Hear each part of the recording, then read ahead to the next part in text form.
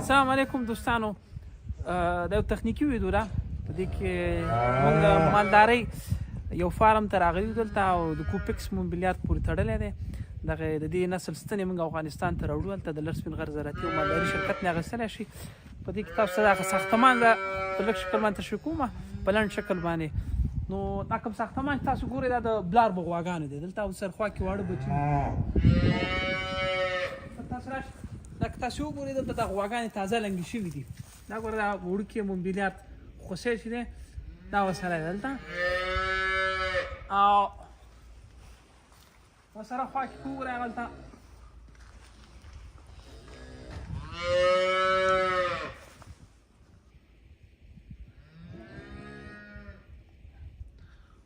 نو دا زیږونتون دی په اصلیت کې او دې خوا کې دی دې لاسه چې دي دا دغه دي دا واړه خوسي دي. دا خوسي ګوره تقریبا د 5 ورځو یا د 4 ورځو نه وروسته دلته راوړل کېږي او دې کې چې دلته شیده اچول کېږي دا د شیدو سطل دی. نو دې تقریبا د ورځې